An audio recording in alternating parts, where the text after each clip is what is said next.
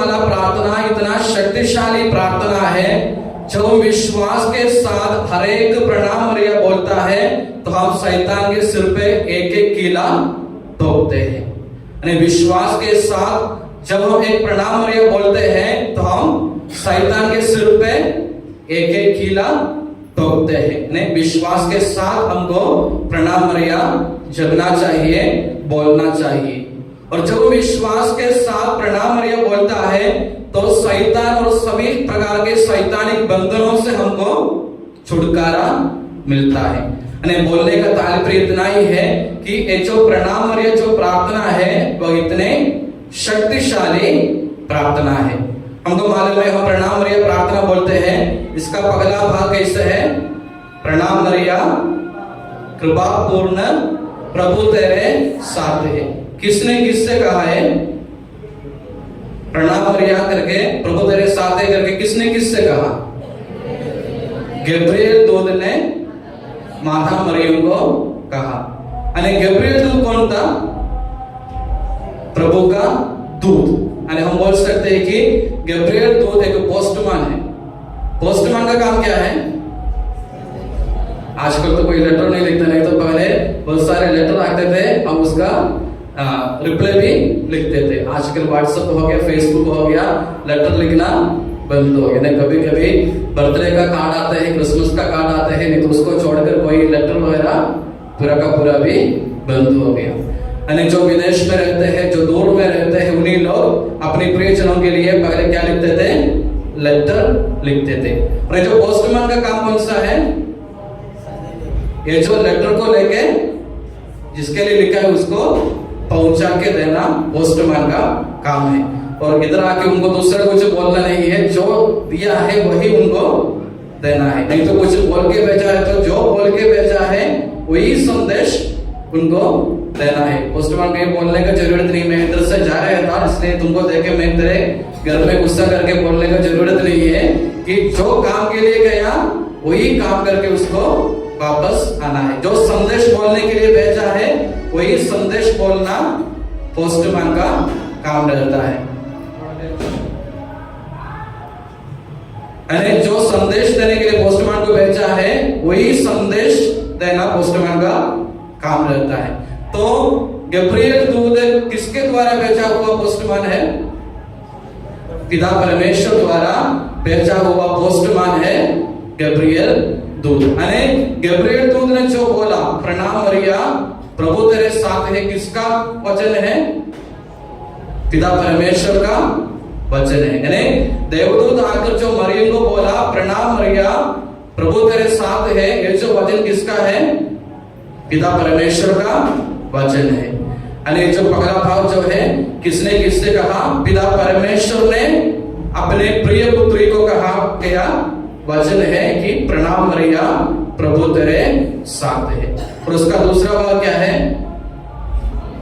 प्रणाम मरिया कृपा पूर्ण प्रभु तेरे साथ है, धन्य तू स्त्रियों में और धन्य तेरे गर्भ का फल यीशु।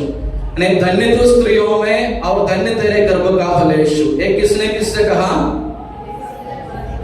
एलिजाबेथ ने मां मरियम से कहा। कैसे कहा?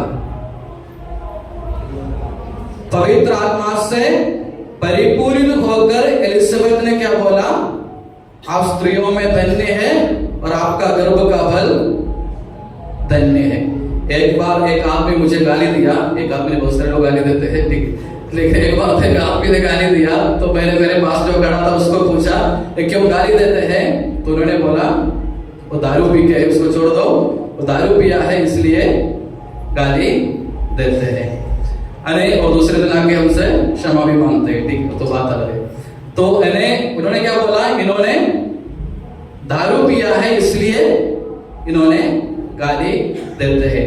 अरे दारू पीने के बाद में जो गाली बोलता है, कौन बोलता है? वो दारू बोलते हैं कि नहीं? अने दारू को और पवित्र आत्मा को अंग्रेजी में एक ही शब्द है, स्पिरिट बोलते हैं। तो ठीक है, तो मैंने बोलने का तात्पर्य ये कि दारू पीने के बाद में जो आदमी बोलता है वो कौन बोलता है? शैतान बोलते नहीं तो दारू बोलता है, दारू के ऊपर बोलता है। दारू पीने के बाद में आदमी को ज्यादा हिम्मत आ जाता है कि नहीं? किसी को भी अपन कुछ भी बोल सकता है। अने ये जो कैसे है, ये जो दारू पीने के बाद में जो बोलता है दारू बोलता है, आदमी नहीं बोलता है। दारू उतरने के बाद में वह इतना अच्छा आदमी बन जाता है। यानी बोलने के तात्पर्य है कि दारू पीने के बाद में जो बोलते हैं वह दारू बोलता है। यानी जब एलिजाबेथ ने कैसे बोला, पवित्र आत्मा से परिपूरित होकर बोला। तो कौन बोला? पवित्र आत्मा ने बताया गया शब्द है कि धन्य है तो नारियों में और तेरा गर्भ का फल भी धन्य है। किसने बोला? एलिजाबेथ ने थोड़ी बोला, पवित्र आत्मा ने बोला। नहीं, पवित्र आत्मा से परिपूरित होकर एलिजाबेथ ने कहा। यानी इसकी जिम्मेदारी किसका है? पवित्र आत्मा के। यानी सो के उठने के बाद में एलिजाबेथ ने नहीं बोला, नहीं तो गुस्सा हो गया करके नहीं बोला, नहीं तो किसी के ऊपर जलन हो गया करके नहीं बोला। यानी कैसे बोला? पवित्र आत्मा से परिपूरित होकर एलिजाबेथ ने बोला, धन्य है तू स्त्रियों में और धन्य तेरे गर्भ का फल यीशु। यानी ये जो वचन किसका है? पवित्र आत्मा का वचन है। तो पहला वचन किसका है? पिता परमेश्वर का वचन है। और दूसरा पवित्र आत्मा का वचन है। यानी पिता परमेश्वर का शब्द है, पवित्र आत्मा का शब्द है, पुत्र ईश्वर का शब्द है। यानी ये जो हम प्रणाम मरियम में जो बोलते हैं वह त्रित्व का शब्द है, त्रित्व शब्द है। यानी दूसरे किसी ने बताए हुए वचन नहीं, बताए हुए शब्द नहीं। ये जो शब्द है, ये जो वचन है, पिता परमेश्वर द्वारा, पवित्र आत्मा द्वारा, पुत्र ईश्वर द्वारा बताया हुआ वचन है। तो इसलिए हमको कैसे बोलना चाहिए? भक्ति से, विश्वास के साथ हमको ये जो वचन हमको बोलना चाहिए। इसलिए मैंने बोला, अगर हम विश्वास के साथ इन वचनों को बोलते हैं तो क्या होता है? हमको सभी प्रकार के सैद्धांतिक बंधनों से छुटकारा मिलता है। और हमको मालूम है इसका ये जो प्रार्थना का जो मुक्ति के इतिहास में, जब नए विधान में जो मुक्ति का शुरुआत हुआ प्रभु यीशु मसीह के जन्म के द्वारा, तो मुक्ति के इतिहास जब नया विधान में शुरू हुआ, इन्हीं शब्दों द्वारा शुरू हुआ। यानी पिता परमेश्वर ने अपने प्रिय बेटे से कहा, प्रणाम मरिया, प्रभु तेरे साथ है और धन्य तेरे गर्भ का फल, तो सभी स्त्रियों से धन्य है।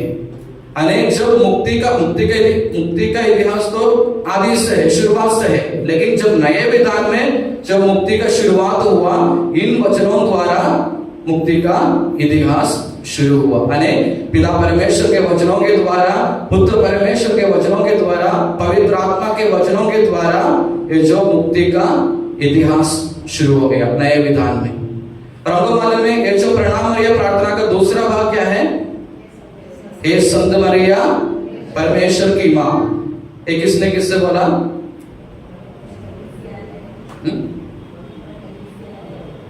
एलिजाबेथ ने माता मरियम को कहा। कैसे बोला? मेरे प्रभु की मां मेरे पास आने का सौभाग्य मुझे कहां से मिला? अरे मेरे प्रभु की मां मेरे पास आने का सौभाग्य मुझे कहां से मिले? तो संत मरिया, परमेश्वर की मां, प्रभु की मां। यानी ये जो एलिजाबेथ ने बोला, यानी मेरे प्रभु की मां मेरे पास आने का सौभाग्य मुझे कहां से प्राप्त हुआ? यानी ये जो वचन भी किसने बोला?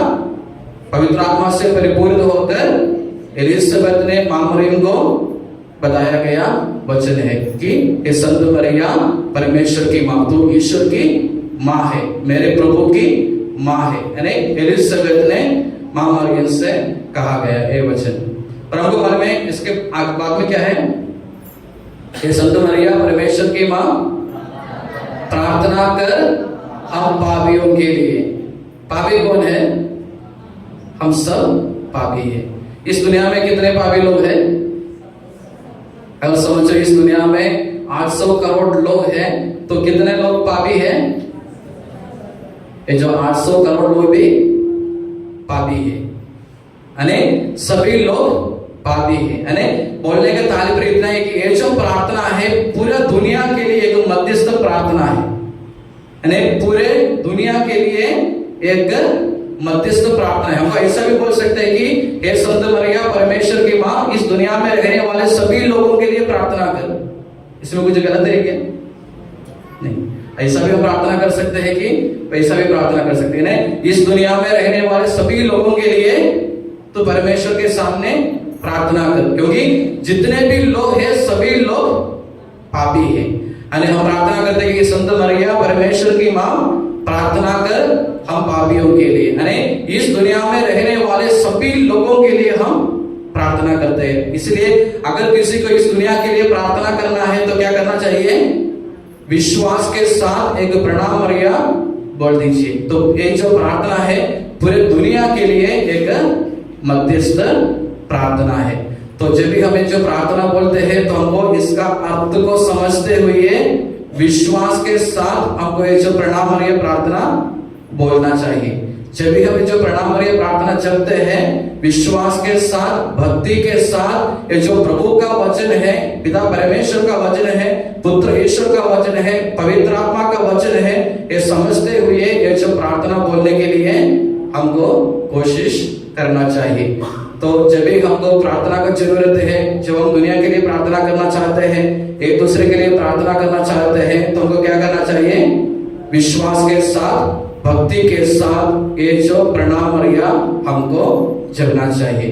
तो आज विशेष रूप से हमारे देश को प्रभु के पवित्र चरणों पर समर्पित करें। हमारे पारिश के सभी लोगों को, हमारे पारिश के जितने भी घर है उस सभी घर को और घर में रहने वाले सभी सदस्यों को हम प्रभु के पवित्र चरणों पर समर्पित करेंगे।